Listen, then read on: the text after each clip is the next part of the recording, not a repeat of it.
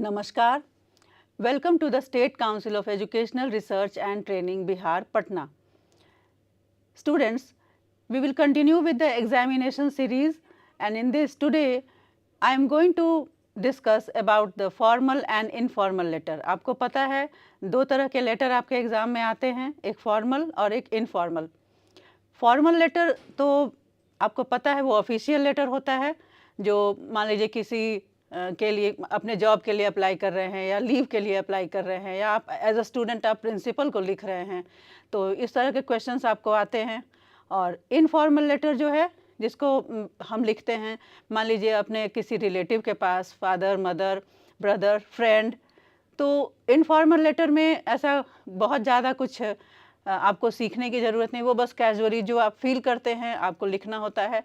जैसे एक ऊपर लगा सकते हैं आप जैसे डियर और या फिर कुछ वैसा लगाते हैं, और लास्ट में बीच में अपना जो भी आपको अगर हॉलीडेज़ के बारे में लिखना है तो लिखते हैं, या फिर आप क्या तैयारी कर रहे हैं परीक्षा की ये लिखना है। तो उसमें कोई ऐसा रूल नहीं है, कोई फॉर्मेट वैसा नहीं होता है, बहुत ज़्यादा स्ट्रिक्ट फॉर्मेट कि आपको उसी को फॉलो करके और इनफॉर्मल लेटर को लिखना है। और लास्ट में योर्स लविंगली अगर आप अपने माता पिता के पास लिख रहे हैं, तो फ्रेंड के पास लिख रहे हैं तो उसी तरह का अपना लिख सकते हैं नीचे, तो वो आप आराम से लिख लेंगे। तो बच्चे कहाँ फंसते हैं? बच्चों को दिक्कत होती है एप्लीकेशन लिखने में, जो फॉर्मल लेटर होता है वो लिखने में। तो उसके लिए चलिए मैं आज आपको एक एग्जाम्पल के रूप में दिखाती हूँ जो बहुत ही कॉमन है। आप लोग अपने प्रिंसिपल को लेटर ये एप्लीकेशन लिखते हैं, लेकिन मैंने देखा है कि अधिकतर बच्चे वो फॉर्मेट को फॉलो नहीं कर पाते हैं और कहीं ना कहीं मिस्टेक कर देते हैं, कुछ ना कुछ उनको गड़बड़ी हो जाती है, या तो फिर वो स्ट्रेट लाइन में लिखना है वो नहीं फॉलो करते हैं, या किस तरह से स्टार्ट करना है वो नहीं फॉलो करते हैं।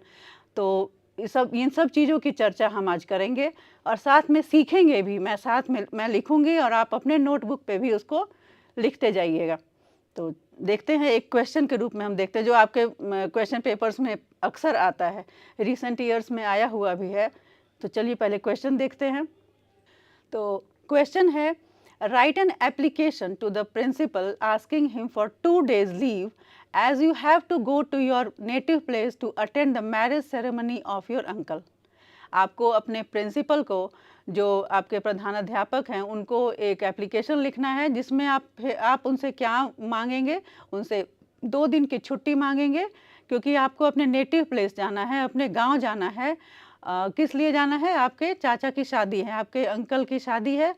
तो वैसे भी आपको जब जाना होता है तो आपको एप्लीकेशन तो देना ही पड़ता है, और चूंकि आप स्टूडेंट हैं तो आपको प्रिंसिपल को देना है, तो थ्रू द क्लास टीचर भी ही देना पड़ता है, लेकिन देते तो प्रिंसिपल को ही हैं।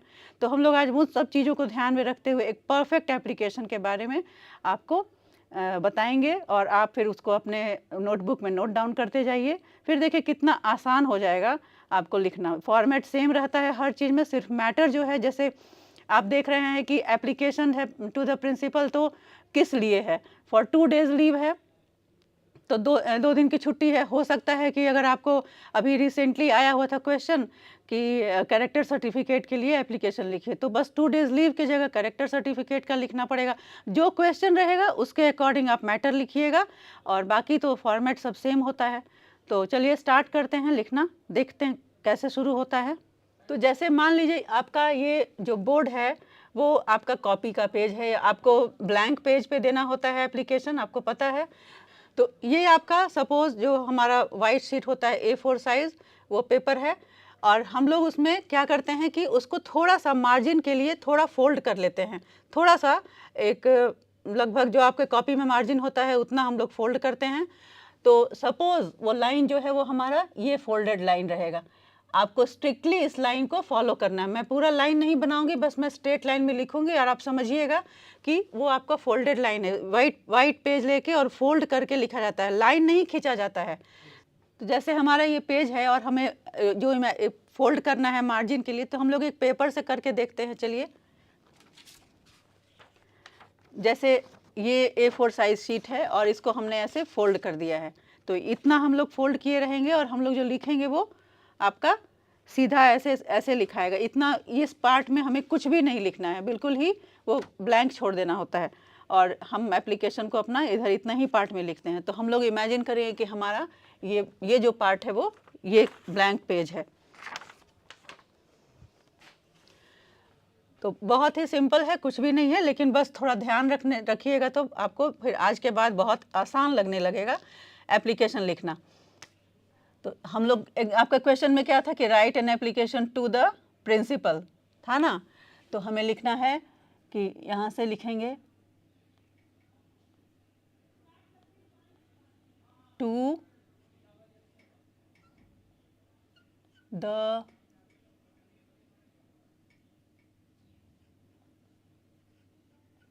प्रिंसिपल, फिर अपने स्कूल का नाम लिख सकते हैं उसमें। तो कोई भी स्कूल, अभी मैं ऐसे कुछ भी लिख दे रही हूँ, आपको अपने विद्यालय का नाम लिखना होगा। आप कहीं और का लिख दीजिएगा तो आपके प्रिंसिपल आपका छुट्टी एक्सेप्ट ही नहीं करेंगे। तो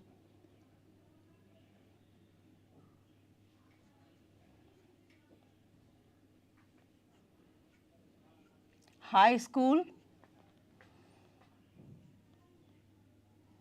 कम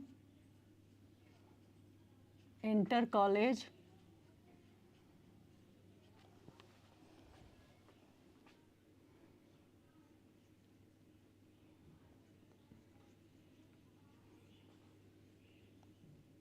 कंकड़बाग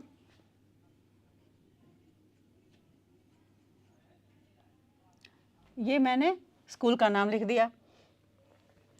फिर अब क्या है, अब आप चूंकि डायरेक्ट प्रिंसिपल को तो नहीं लिख रहे देते हैं, आपको अपने क्लास टीचर के थ्रू देना होता है, यही रूल है। तो आपको यहाँ पे लिखना पड़ेगा ब्रैकेट में through the class teacher.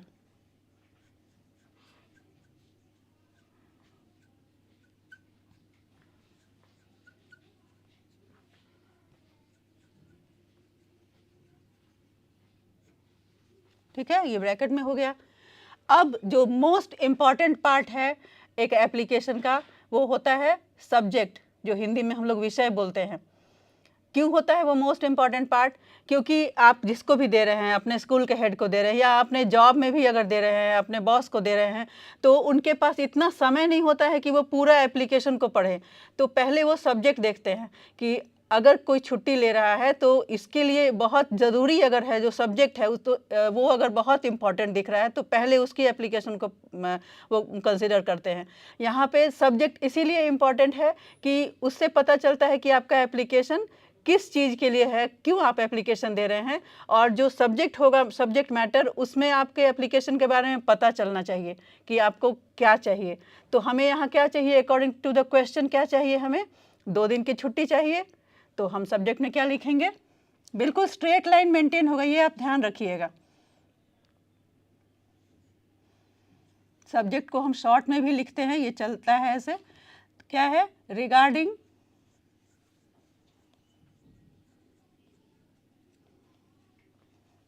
2 days leave, leave 2 दिन की छुट्टी के लिए।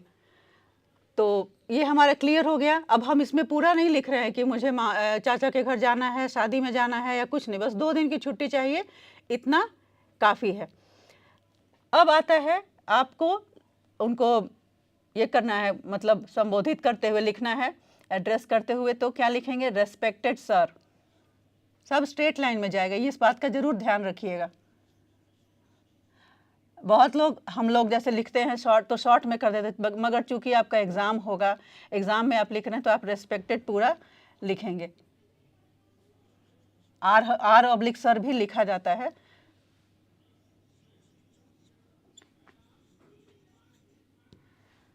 यहाँ के बाद कोई कॉमा नहीं, कुछ भी नहीं। अब आ जाएंगे मैटर पे। तो पहले जब लोग करते थे most humbly and respectfully I beg to say that, तो थोड़ा सा अब थोड़ा चेंज करते हैं, थोड़ा कुछ अलग करते हैं हम लोग। अब जो चलन में है वो हम लोग लिखेंगे, वो सीखेंगे। तो टू द पॉइंट हम लोग लिखते हैं, with due respect I have to say that, मुझे ये कहना है आदर के साथ, तो ऐसे लिखते हैं हम लोग। तो अब हम एप्लीकेशन को स्टार्ट करते हैं। तो हम लोग ऐसे लिखते हैं, with due respect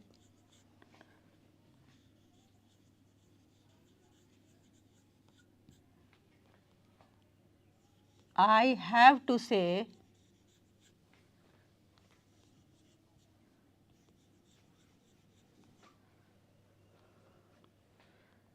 that, पहले आपको अपने बारे में बताना पड़ेगा थोड़ा सा, that I, अपना नाम तो अभी नहीं ज़रूरत है, with due respect I have to say that I am a student of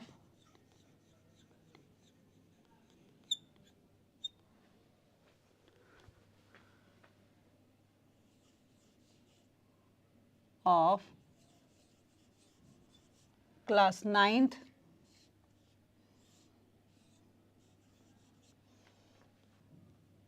और अब लिखेंगे कि जो मुझे चाहिए, क्योंकि ये फॉर्मल लेटर है तो हमें ज़्यादा डिटेल में कुछ बात मतलब उस तरह का नहीं, बस जो काम होता है वही फॉर्मल लेटर में लिखा जाता है।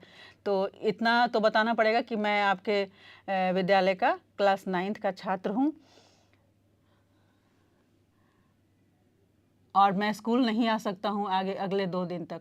तो लिखेंगे आई can not come to school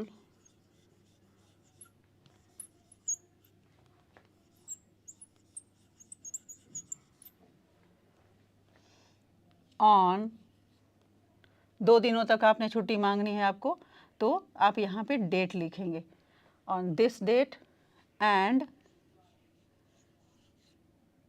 this, यहाँ डेट होगा।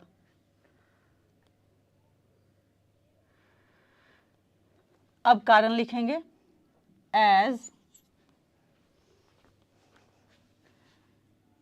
I have, क्वेश्चन में क्या था याद करिए, आई हैव टू, आपको अपने नेटिव, अपने पैतृक गांव जाना है, नेटिव प्लेस जाना है, तो हम लिखेंगे उस चीज़ को यहाँ पे। क्वेश्चन में क्या था, आपको अपने नेटिव प्लेस जाना है, अपने पैतृक गांव जाना है अपने अंकल की शादी को अटेंड करने के लिए। तो हम लोग लिखेंगे as I have to go to my native place to attend the, किस लिए जाना था, मैरिज सेरेमनी अटेंड करने के लिए, तो ये भी हमें लिखना पड़ेगा, अटेंड द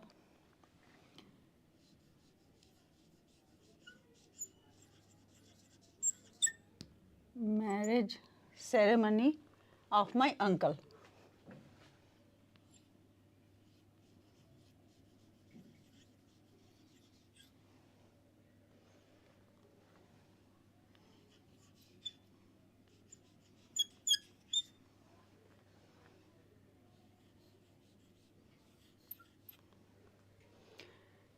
ये हमने लिख दिया।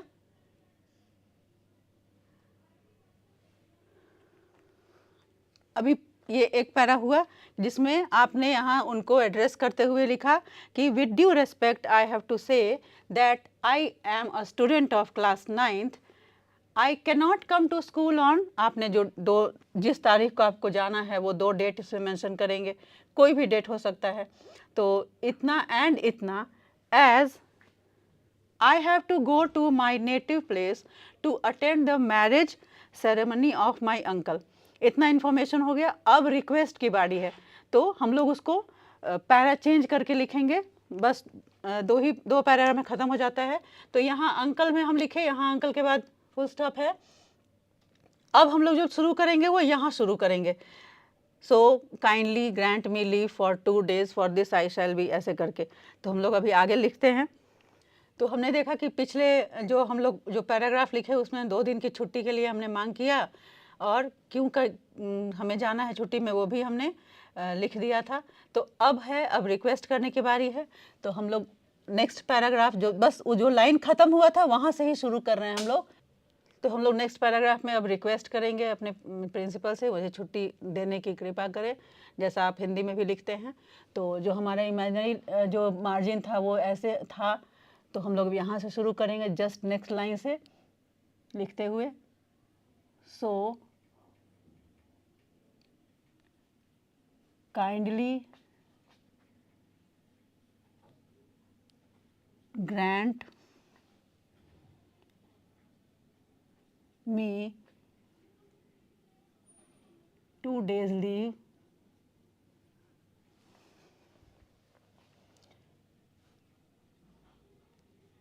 दो दिन की छुट्टी मुझे दें। किस लिए? उसी के लिए जो मैंने मेंशन किया है, तो वो भी लिखना पड़ेगा। सो kindly grant me 2 days leave for the same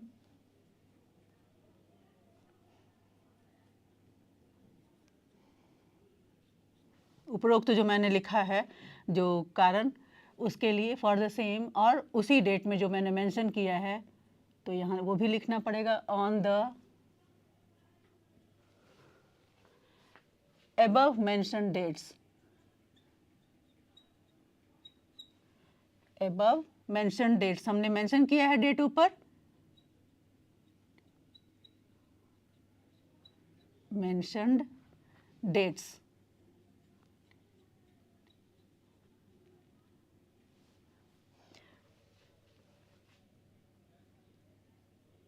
तो यहाँ पे क्लियर हो गया अब। So kindly grant me 2 days leave for the same, उसी कारण के लिए, on the above mention dates, जो मैंने डेट मेंशन किया है ऊपर के पैराग्राफ में, उसी डेट्स पे मुझे 2 दिन की छुट्टी चाहिए, मतलब ग्रांट कीजिए।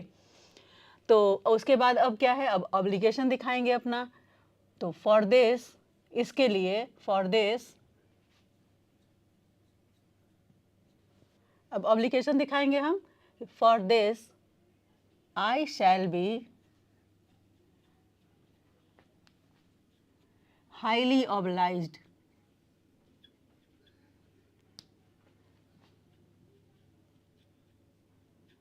I shall be highly obliged to you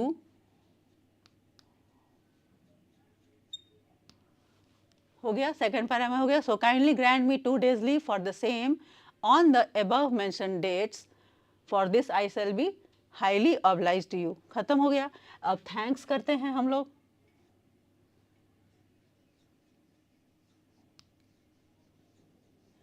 thanking you, यहाँ कोई कॉमा नहीं होता है, कोई फुल स्टॉप नहीं होता है, कुछ नहीं होता है। योर्स, आप लोग स्टूडेंट हैं तो ओबीडियंटली लिखिए। अगर अपने बॉस के पास लिख रहे हैं तो सिंसियरली भी लिख सकते हैं, सिंसियरली ही लिखेंगे। तो हम यहाँ पे एज अ स्टूडेंट बता रहे हैं तो हम लोग ओबीडियंटली कर देते हैं।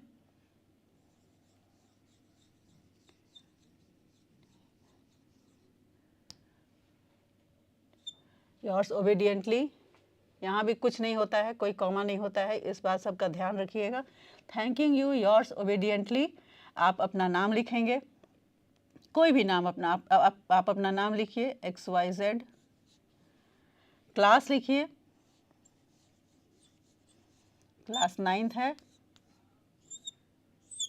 और अपना रोल नंबर लिखिएगा।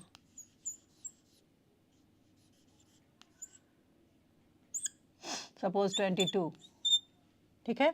और आज जिस डेट में दे रहे हैं एप्लीकेशन आप, वो डेट रहेगा।